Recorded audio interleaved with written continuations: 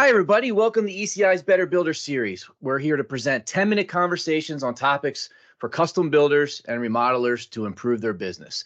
I'm Bob Cain. Joined with me today, we have Spencer Powell from Builder Funnel. We're excited to talk a little bit about lead generation and marketing strategies, really, again, just to help custom home builders and remodelers. So thanks for joining us here, Spencer. Can you give us a little bit of a background on yourself and tell us a little bit about Builder Funnel? Yeah, thanks for having me. And yeah, really, my journey started back in 2010 and really entered into the construction space through family business that's been in business for over 100 years out in the Seattle market. I was the first generation to not be on the tools and started working on digital marketing, and we ended up scaling up their remodeling custom homes division from about 2 million to 10 million over about 4 years, and took all the lessons learned on the digital side and built an agency around that. And so today we're a strategy first marketing agency, about a team of 25, 26 people, and serve people all over the US and Canada. That's fantastic. So you come right from the shoes of many of the people that are actually listening here today. So you have firsthand knowledge on how this is done, where the successes are found, and you've been able to build that on and replicate that on your customer base, right? And see that success. Awesome.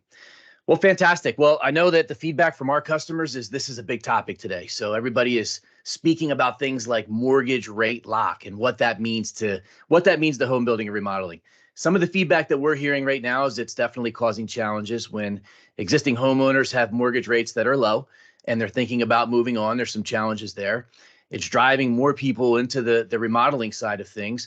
And when you look at all those variables, we just felt like this was a real relevant time to have you in front of our customer base, because when you look at all those variables, being able to really get our arms wrapped around those leads. I mean, are you seeing that present a problem and a challenge for your customers? We're certainly getting questions about it from our customers.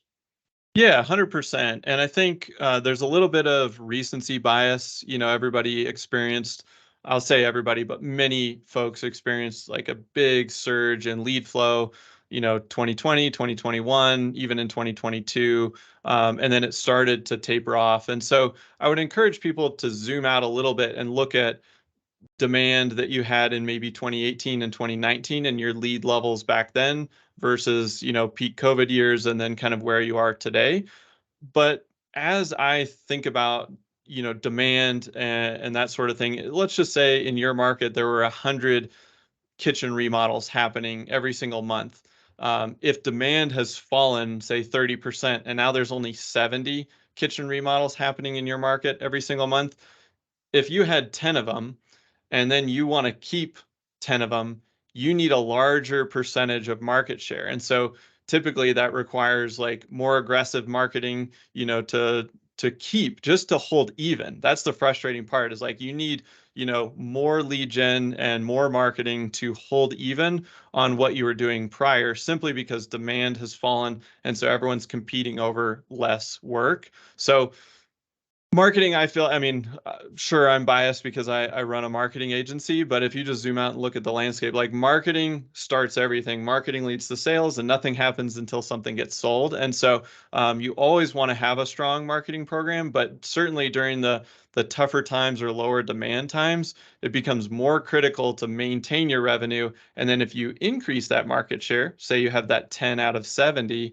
then when things start to pick back up, you grow with the market because you've got that market share and that presence. So it's kind of the uncomfortable truth but it's just a reality based on numbers and data. Yeah. So what it sounds like I'm hearing right now is there's never been a better time to really focus on marketing, tune it up, and figure out what we can learn to invest in our remodeling and custom home building businesses. Would you agree with that? 100%. And it doesn't always have to be, hire an agency or spend a bunch of, on ads or something else. Like you can literally just use this as a time to say, I am going to reach out to every single past customer of mine, every prospect that didn't move forward in the last 2 years, boots on the ground, just one-to-one reach out. Like you can do those things. But also on the marketing side, you can say, hey, my ad spend on Google Ads has always been $1,000 a month. I'm going to double that because I need to drive more pipeline. Or I've been doing this one channel. I always do a home show every year. Well, maybe there's a second or a third home show I could do. Like just increasing some channels that have already worked for you and just saying, can I can I do a bit more there to leverage, again, past experience, what's worked, and can I increase it? So yeah, now is the time because it's more competitive, but it will also lead you to a stronger point as the market, picks up whenever that is. Yeah, that's a great point. I think a lot of businesses look at marketing and they look at that as a cost rather than an investment. And so talk to us a little bit about some of the ROI that you see from your customers and how builders and remodelers should really be looking at marketing and how they should be thinking about the expenses that come along with it.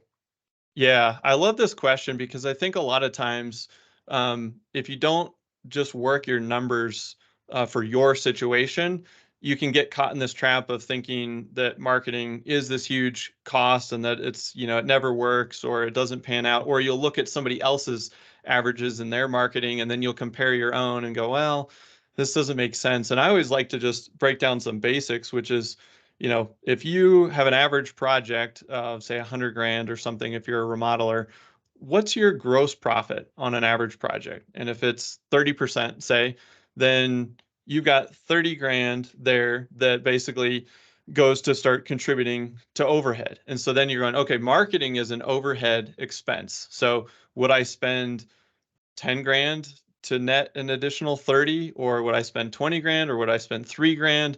And some of that depends on where you are in your growth cycle as a business, right? Like if you're doing 2 million and you're like, we've got capacity for 3 more projects at 100 grand, like we could totally do 2.3 with our existing overhead structure, then that 300 grand, like the gross profit is the net profit, whatever you drop, because it's just, you don't need more overhead. And so if you do need to spend in marketing, you might say, gosh, we could spend 50 grand to net 90, to land 3 more projects. And so it's always contextual. And I just say, run the numbers, figure out the numbers for you and what stage of business you're at. If you're full capacity and you're a $5 million company, you're like, if we add even 1 more project, like we need a new project manager, we might need a new designer, different scenario. You probably need to push to like 6 million or something. But again, if you have a little excess capacity, you can actually be pretty aggressive on marketing and the numbers still make sense. So it's an annoying answer in that it's like that wasn't like a cookie cutter answer, but I feel like it's the truth, which is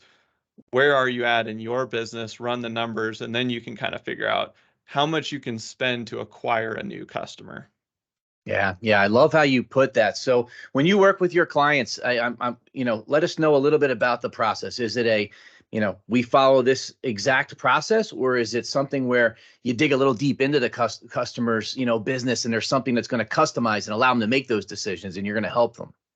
Yeah, great question. So what we found is that we're very much design build as well, but our design is strategy. And so strategy is really, hey, where are we at today? Where are we going in the next 12 months, 24 months? And then there's a million options and different ways we could get there. And so it's trying to find the best through line to get from A to B. And so through the strategy process, you can figure out, hey, maybe for one, customer, we just need to spend a lot on Google Ads, or maybe for another customer, we're trying to get them to rank organically, or maybe it's a combination. And so it's kind of seeing what you have in place today and what's working, and then how do you build on that to get to where you want to go. So it does follow a framework in that we know, hey, these are some levers that tend to work, and these are the levers that we're looking at from like traffic growth or lead conversion and those types of things. But then within that, it's very customized because every company is in a different situation. Just like we talked about, like you could have $2-3 million companies, but if they're structured a little differently, like one is mostly in-house and one subs a lot of stuff out, like the numbers will look very different in terms of what they're trying to accomplish. Yeah, yeah, great point. And then, from a builder standpoint, it's sometimes the technology side of it might be a little bit overwhelming. And so you're mentioning things like SEO and Google Ads. And so what type of services or what type of advice do you have for builders who maybe don't have those types of expertise? What would they get out of a partnership like this? Yeah. So for us, I mean, if they just hire us, then they don't have to worry about a lot of those things and learning. We're big educators, so you're going to learn a little anyway just by partnering with us. But we also have a model where if you do want to start to bring your marketing in-house and really learn some of the ins and outs, maybe have a couple people on your team or one person, then we will actually help build out the strategy and then teach you and guide you. But just to zoom out further, and even just not thinking about this partnership, and if somebody was to connect with Builder Funnel, I feel like it's like any skill. You can either learn it through time and effort and sweat and guts and all of that, or you can pay for it, and you can pay for it in coaching, and you can just say, hey, I need to go learn this skill. I'm going to pay somebody that has the skill so I can shortcut that. Or you're just going to outsource it, right? And so I always just think about, like, if you're sitting there going SEO and I'm a builder and do I want to learn this? It's like, well, do you want to learn it? If yes, then either you're hire someone or go to YouTube, right, and just start figuring it out yourself. And one is going to cost more in money, and one's going to cost more in time. Yeah, love that. Love that. Makes perfect sense. Well, this was great. It was a great conversation. So, we're excited for this partnership. We think that our customers, our users of our software that are custom home builders and remodelers, certainly have a need for this type of education and these types of services. So we talked a little bit about some bonus options that come along for our customers when somebody does sign up for Build Tools. Do you want to let the audience know a little bit about that? And they can certainly learn more about it on our website, but just let them know a little bit about what you've been willing to offer to the Build Tools customer base. Yeah, for sure. We're big educators, so we do want to walk people through like a custom analysis of your website and kind of your digital presence. But then we're also going to give you access to a couple of our online programs that one gives you a ton of education around how all this stuff works, and the other one gives you a ton of like shortcut templates so that you can just speed up. If you are doing some marketing in-house, it will just speed up your process. So those are all just going to be free bonuses for Build Tools customers. Great. Well, it was really nice having you here. Hopefully the audience got a lot out of this. I know that I got a lot out of it. It was a good conversation. So appreciate your time. Appreciate everybody's time. Thanks for spending the time with us today. Join us soon on another episode of ECI's Better Builder series. So thanks, everybody. Thanks again, Spencer. Have a great one.